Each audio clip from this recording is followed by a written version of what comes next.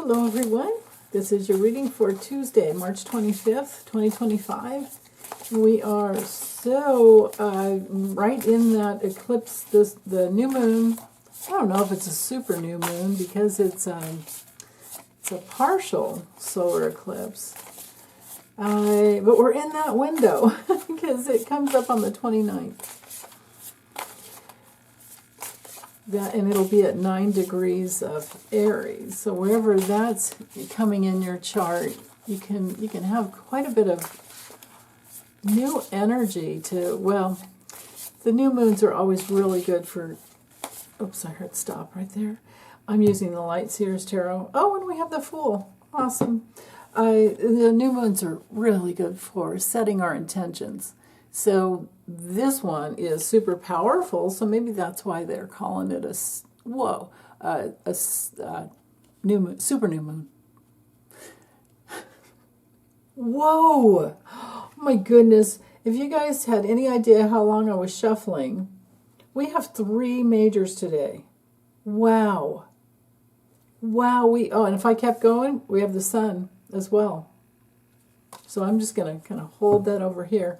I put the Astro glyphs on the cards so that it helps to learn astrology that way. That's one of the ways I teach it in my membership classes. If you want to learn astrology, or actually all the cards that I use, with the exception of when I use an oracle here and there, but with tarot, Kipper, tarot, Lenormand, Kipper. Yeah, and then how to do a grand tableau, and then all the astrology videos are in there too. I think I have 140, I don't know if it's 48, somewhere in there. I lost count. But there are tons of videos. So you get the visuals, and then I tie in the cards with the astrology too. So anyway, our theme for the day is the Hierophant. Now, the Hierophant is our card for being really grounded in your spirituality, because you know your belief system has gotten to the place where you know who you are in relationship with society as a whole. It's primarily a card of whatever your belief system is. Now, in the Rider-Waite-Smith, of course, it's, we've got the church. The church is as society. The church that holds the rules. Nope, not for me. I could love people that are in a church, but I don't need to go to church to know who I am and what my belief system is and what my morals are. I don't need a book for that. So anyway, I love the Hierophant in this deck because he's laughing at the fact that he knows all the light. I mean, look at, he has his own crown, and it's not a big ass headdress either. He's very grounded. He has sat in meditation enough to know who he is, and all of that light is coming from within, which is the way to live. The way to live. It's what you identify with.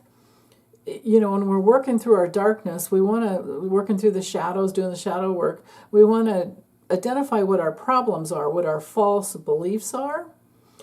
And then once we do that, we have to remember that it's nothing but wounding and trauma from past lives and this lifetime as well. And what we want to do is identify the problem, but never, ever, ever identify with it, because it's not who you are. You have to rise above and get out of that problem. It's like Carl Jung's quote that until you make the unconscious conscious, it will direct your life. So the unconscious will direct your life, and you'll call it fate. And I think there's an Einstein quote that was pretty close there, as well as one from Jesus. Actually, I have that one here at my desk. Here's the one from Jesus. This came from the Gospels of Thomas, which that I would read. I'm not gonna read some of the other things though, but If you bring forth what is in you, what you bring forth will save you. If you do not bring forth what is in you, what you do not bring forth will destroy you. I guess that's kind of what we will... destroy is kind of a hard word, but destroy as in not knowing who you are, I suppose would be the way to look at that. So that's the theme for the day. It's about remembering who you are. It's about identifying with who you truly are. This does not look to me like he's conforming to any belief system. So, you know, I would say I really like the artwork in this deck a lot better. So what do you believe in, though, is the question, okay? If you believe that life will always bring in, that life is for you and that you can trust the universe, you can trust life, that you will always have those opportunities to move forward. Because, you know, the Fool is it's a major in the major arcana, but it stays out separate from the other majors because it's the one that moves around. It's the journey of the soul. So the Fool is a brand new experience. So I really feel like this is about setting the intentions that we need to, or whatever we want to bring in, whatever we want to manifest, that we really do have to trust that the universe, you know, with the divine feminine, we have this energy that wraps around the divine masculine intention. Because in the spiritual realm, the highest spiritual realms, there's no separation between the masculine and the feminine. So the masculine would be our words, our movement towards what, you know, the work that we want to, or the work that we will do to bring in what we want to have, and always being grateful for what we truly have already, which is mostly yourself. And then from there, you know, the divine feminine just holds that energy around so that you can continue to receive, that it kind of pulls in. It's that receptive energy that pulls in your intention. And I really, really see that with, you know, we've got the flower. This is obviously water where, you know, she could fall backwards and not worry. But this, you know, this fractal energy of this flower here, I mean, this is gorgeous. Oh, yeah, for all the kitties out there, here we go. Can't leave out the kitties. They love the chopsticks. So, anyway, a new start is a hallmark of the Fool card, a new beginning, something that's very spontaneous and comes from your free, just being your free spirit, just going for it, right? And it is ruled by Uranus, and Uranus rules Aquarius. That's why I put both in there. So just think of freedom to be yourself, and know who you are deeply inside of you. And then with Temperance, now this could be the morning where you go for it, but all day long you're sitting in, you know, basking in who you truly are, or at least experiencing that moving forward. And then with Temperance, and it could be in the evening or afternoon, or it could just be a what's the word? I don't know. Combination. I was going to say I can't even say it. I don't know what it is. It's Mercury retrograde. I won't try. Amalgamation. That's what it was. An amalgamation of all three of the cards together. And I was thinking of that because Temperance, you know, brings, if we have what we want here, I mean, he has his hand kind of pushing away, which I don't know. I really kind of like the other. That's a gorgeous card too, but in our, you know, it's definitely an angel card. I think it's supposed to be Archangel Michael, but I've seen reference to other angels before. But we've got the cups. I like that more than the hands, because the cups tell me there's something full, and they're going, you know, they're pouring back and forth, back and forth.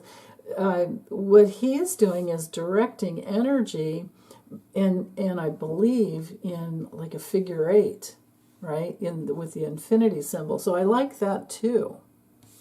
It's hard to know which card is the best to like put on your altar or meditate with, right? But anywho, the Temperance card is it's one of the best cards for bringing together the forces of, you know, what you want, what you're working towards, and coming together. And there's the law of mutuality within this. There's a spiritual law of mutuality in this card where two things coming together create a third, right? Like two people coming together, they have the third entity, which is, or I'm sorry, the third force of the two of them together, which is the entity of their relationship. And same thing, anything you're working to create, it's the forces within and the forces without. It's the divine masculine and feminine coming together in infinite ways, and that's literally how we create. But in the tarot, this major gateway is one of, it's the evolutionary gateway that leads to learning to be patient and working within and without in order to create what you want. And then, ruled by Sag, it's definitely the go for it card and trusting your intuition, speaking up for yourself, going for more experience, especially searching on your path for what brings you the most happiness. And then ruled by Jupiter, it's very expansive. Yeah, and don't forget the next card. I mean, if it was a bigger spread, we would have had, let's see, can I fit these in here? Yeah, there we go. We would have had the Sun. So maybe on just the good old mundane levels, this would be a new adventure with a group of people, of like-minded people, and you're all coming together, and it's warm and sunny, and you have tons and tons of fun, and maybe even some kids are involved. Okay, can't believe we had 4 majors line up. Here's the astrology for today, and you can see the moon has gone past Pluto.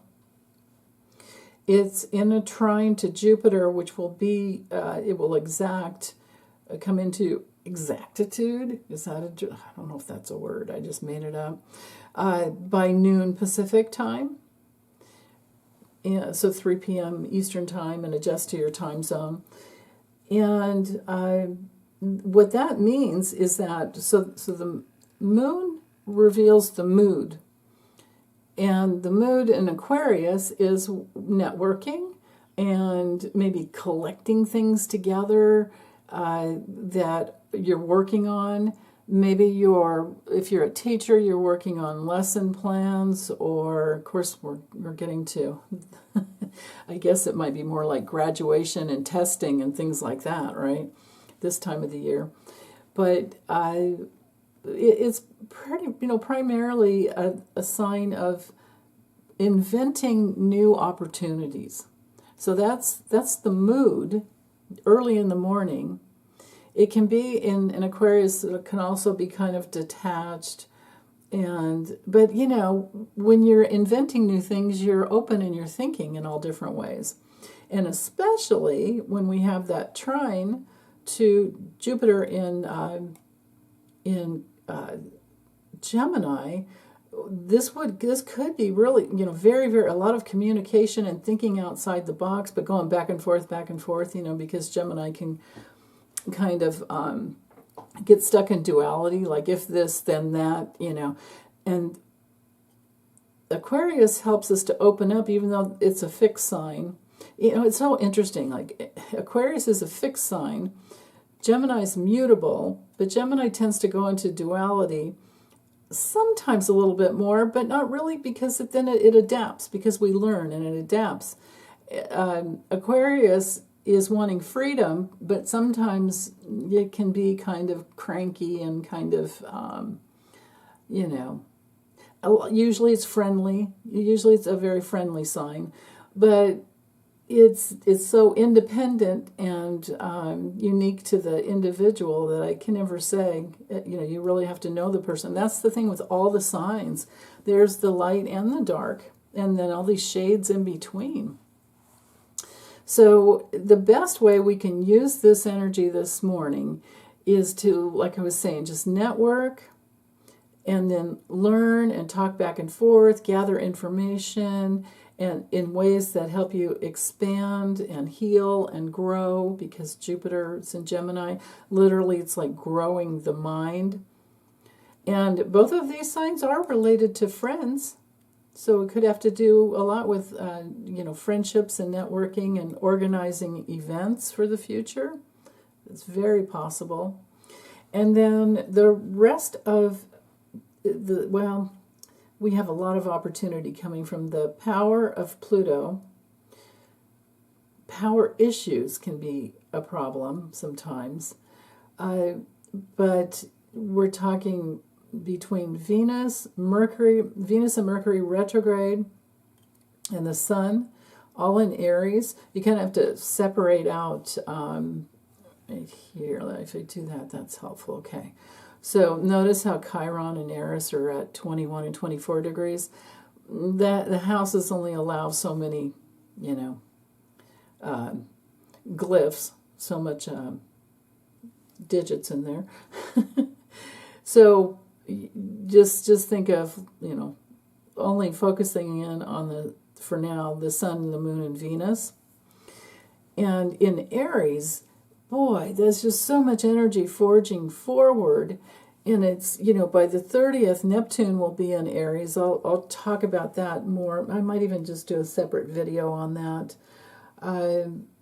But it's one of those things where the energy is going to shift quite a bit. But for now, there's so much communication about relationship and money and finances, same thing, money, finances, all of that. And then all about how to be independent, how to move forward in a way that we think we're going to win. We think we're going to have something to show for the effort. But then again, too, with Aries, it's very instinctual. It's that spontaneous movement forward where sometimes it's hard to sit and you have to move around. Sometimes you don't know how you got there, but you're just doing what you're supposed to do. And then it's only in hindsight you realize, oh, I'm so glad I got that done. But in other times, and especially with Neptune at that nth degree of, that anaretic degree of Pisces, it can kind of have us doing stuff, and then kind of being all over the place too. So you can have like a lot of starts, like you can have 6 or 7 or 8 projects going on at the same time, and thank goodness you get them all done, by the end of the day, but you don't know how you did it, and you just kind of went back and forth, like putzing around the house, I mean, like I've got laundry going on right now while I'm doing this video, and I've got my taxes laid out that I'm working on in the kitchen. There's so much going on. And that, for me, is kind of normal because I have an Aries moon and Aries ascendant, so my chart is ruled by Mars. And so to sit and focus is a good thing for me. But Aries energy can be, 2 steps forward and then 1 step back, because you have to do these other things, right? It's like you want to cook dinner, but oh darn, I need to go grocery shopping first. Or you go grocery shopping and then you're too tired to cook. You know what I mean? We all know what that's like at our age. When you're younger, it's just boundless energy and no big deal. But the older you get, that's not the case. So Pluto, representing, power and transformation, there are opportunities here, but we do have to, and more than initiate, we have to actually move towards and get some things going if we want to have the power of those opportunities, come to fruition to actually, be, wind up being something that your investment of energy will, pay off. With the early degrees of all of these signs here, Aries and then over to Aquarius. So we've got movement-oriented energy and then fixed energy. So I'm thinking the fixed energy kind of wins, because with Mercury and Venus retrograde, it's movement, but like I said, we're going back and forth. When we're between 0 and 9 degrees, we're developing some kind of a foundation to create upon, right? So there's that. And then, with Pluto, it can bring things to light, like things can just kind of bubble up that helps to, in this case, reveal a new way to go with the Sun in Aries. So don't beat yourself up if you have a lot of things going on. It's like if you're cooking a meal, how many, pans do you have on the stove? Do you have anything in the oven? Is there something in the air fryer? Like, just think of like what it takes to get Thanksgiving dinner together. Or in this case, this time of year, in the Northern Hemisphere, it might be a big picnic for a large group of people with, friends and all of that. When it comes to politics, this is going to be a selfish movement forward, or the attempt to have movement forward to be the winner, right? So this is, GOP versus the Dems, and a lot of people mad at the Dems, and now maybe we're going to be independent. Maybe we're going to re-register as independents. We don't know. We're in this kind of unknown phase, and the issue is power, and who's going to, protect us, and who's not, right? Because with the dark side of Aquarius, again, it's not connected to, the light side is humanity. The light side of Aquarius is the law of brotherhood and sisterhood. And, that's a spiritual law. But the underworld challenge is pride and bigotry and fanatical people and extremists, and they're detached from the heart, the opposing sign of Leo. So what we have to do is be in our hearts. And the moon in Aquarius will be kind of detached as well today, and you can see the semi-square here over to the north node from the moon. Probably there's going to be a little bit of indecision with with this sign here. This connection here is definitely a little bit of indecision about which way to go, because when the north node's in Pisces, there's just so much potential and opportunity, and you really do have to figure out which way you want to go. Now, Aries, even though Mercury and Venus are retrograde, the Sun is, never. Thank goodness, right? So the spotlight is still there. The strength is still there. Eris is there. Chiron and Eris together, that's very strong when it comes to fighting for feminine equality and trying to figure out who you belong to. Well, you got to belong to yourself. Don't ever abandon yourself. So there's strength over here, and then some wavering, going back and forth, trying to figure things out here. So just give yourself all the time that you need to figure out where you really want to apply yourself in your life. And then, of course, there's all the little daily details of things and deadlines that no one can get away from. Well, you can, but I don't think you'd like that experience, right? Because it usually means getting sick or something, right? It's challenging. So we're kind of, it's the energy's all over the place. But our challenge is to set the intention of what we really want. Now, the beauty with Neptune at this anaretic degree of Pisces is that there is a lot of power in sitting and meditating and figuring out which way to go. And I think that's why we had the Hierophant come through as the theme for the day, right? I mean, if you didn't know the name of this card and you left out the sign of Taurus, and you just go with the artwork, right? There's revelation and divine inspiration coming through in meditation.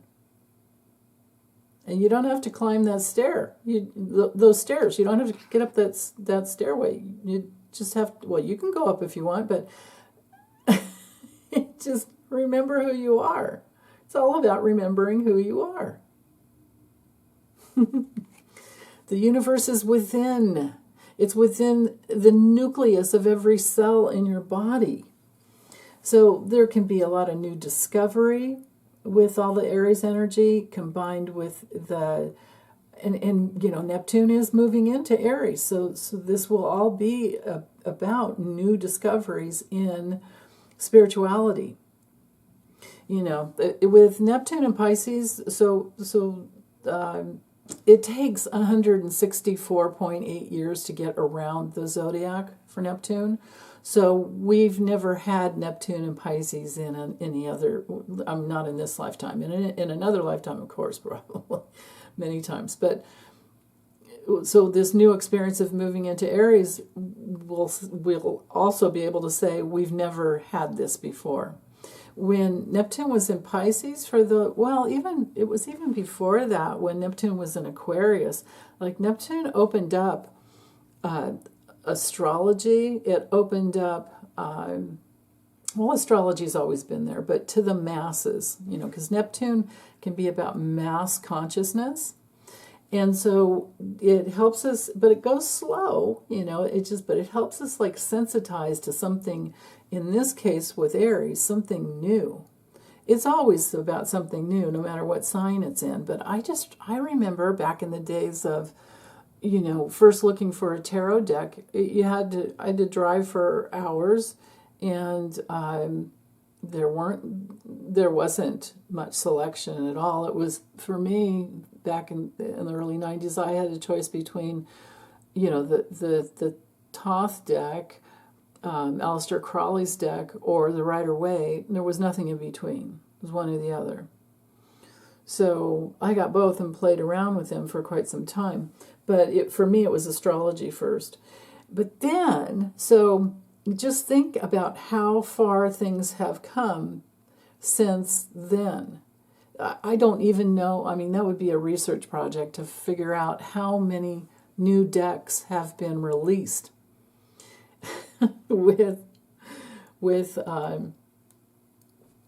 you know, since the 90s, even the early 90s.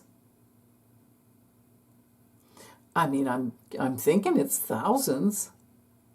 So Neptune in Aries could bring in even more, you know, something that I can't even imagine. But it's going to be very unique on an individual level for each person, because that's what Aries is all about. So I'll just talk a little bit about, you know, Neptune and Aries when we get there every day, because we're going to be sitting in it for almost, you know, 14 years, right? So, yeah. Let's see, what else? We have the square coming off of Ceres here, which is our maternal imprint. So the square brings in a challenge, but a choice point. You're at the center. You have a choice over here and over here. To make the best out of the square and turn it into a strength, you're going to take some from both sides to make your decision. And the decision is going to be about your faithfulness to the things that you love, and your compassion and your sensitivity to, and your loyalty to all the things that you love, all the people and your fur babies, and more for the kitties with the chopstick. And And then with the connection to Jupiter on the other side, it's about learning and figuring out new ways. You're gathering information and learning more and more about how to protect, how to be in that blissful place where you know you have safety, because we also have the connection from Mars in the trine to Saturn and the North Node. So Cancer, of course, is all about food and farming.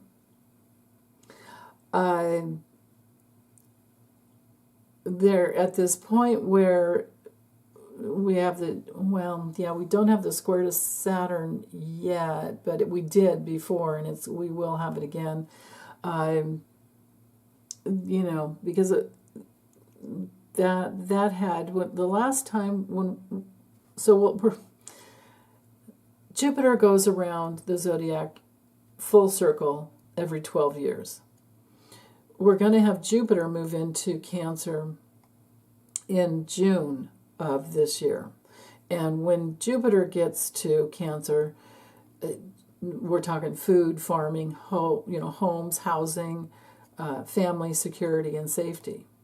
So this trine, and sorry if it's taking me so long to get here, but this double trine from Mars to Saturn and the South Node in Pisces is really good for helping us to open up to new possibilities. Just think of limited possibilities to forge new frontiers, Mars, in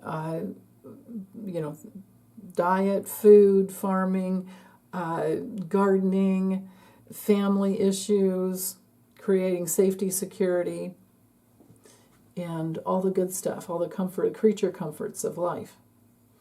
Okay, and then we also have, wait, that was a little too far. We also have this aspect of the architect coming from the North Node. So again, opening up to the future of all possibilities. And then with a double sextile to Uranus in Taurus, again, very grounded new ways to reinvent yourself on your spiritual path. And it also connects to the past and all the hard work you've done to get to where you are. And this will continue on because the nodal axis is going to be, this nodal axis is going to be in place until July of next year. This one's going to, usually it's just like 18 and a half, 19 months, about a year and a half. This one is going to be a little bit longer. So between, Pisces and Virgo. So Virgo is all about working hard and making, practical opportunities, learning new ways to bring in new opportunities, and very discerning and, cutting the wheat from the chaff kind of energy. And then so that you can move forward into a bigger opportunity with the Pisces energy. Now, it can be challenging for some people if they're stuck in anxiety. The Aries energy is going to help us to feel the fear and do it anyway. Because instinctually, it's like, the breakthrough of and that's the thing with Aries. It's like, is it a ram? Are these ram horns, or is it a sprout coming out of the sidewalk? You know what I mean? It's like that. I mean, it's the first day of spring when Aries is at, when the sun is at 0 degrees of Aries. So we already did that chart before, which sets up the chart for the whole year. So if you didn't see that, that would have been on March 20th. If you want to go back into the video library there, it would have been the March 20th video. Okay, so the only other thing, the square, I think I'll talk about that tomorrow or, as the days go by, because this square is going to stay here for quite some time, this double square from Mars to Chiron and Aries. But it really is just that courage, that movement, that cardinal energy of women coming together, belonging to ourselves because we matter. We deserve to exist the same way that men do. You know, that's what Aries is all about. And in Aries, like, she's kicking ass and taking names, or just moving forward and plowing over it, right?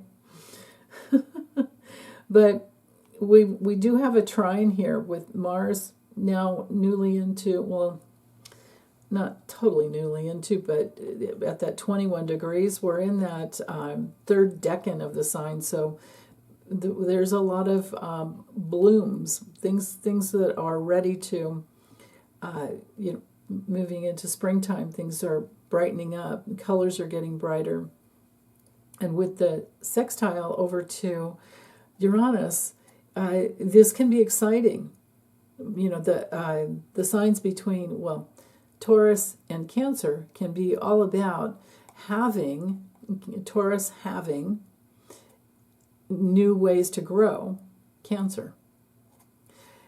Taurus owning and feeling secure and safe in your principles and being really grounded.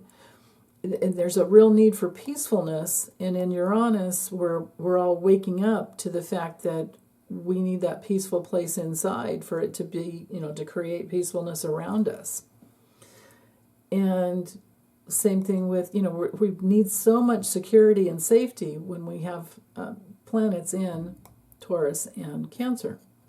So Mars is, we'll fight for that. We'll fight for our families. We'll fight for our secure connections, and there is that, that real need for healthy boundaries, right?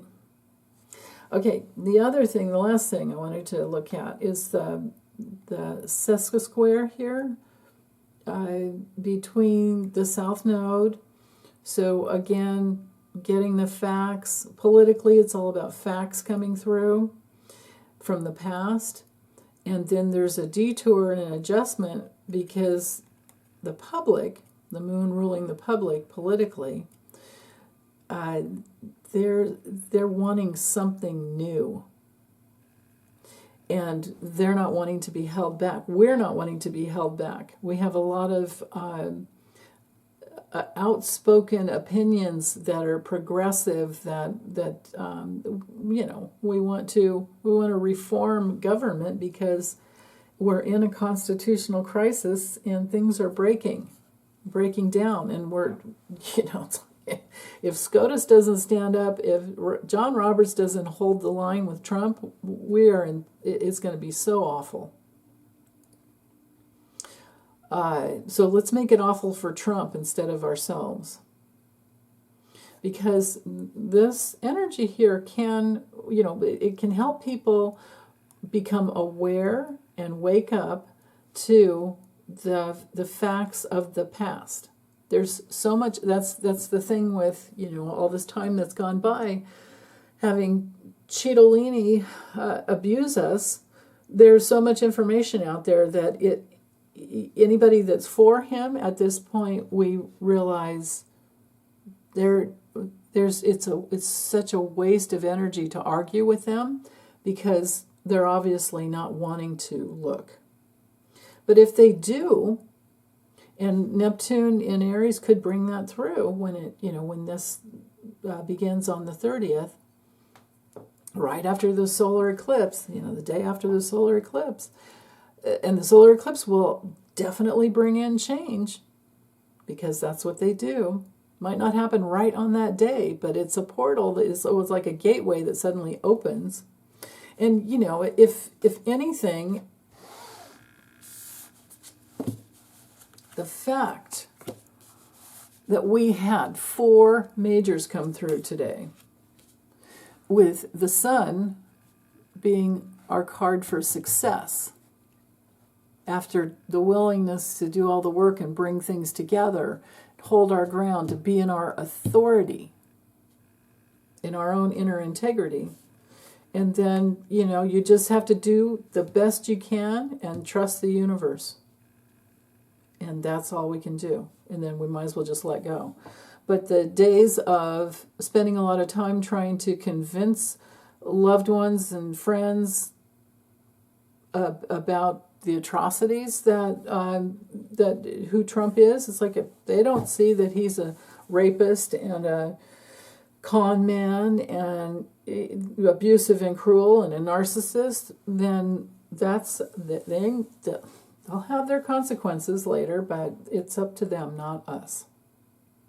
We can just hold space and love them where they are from way, way away.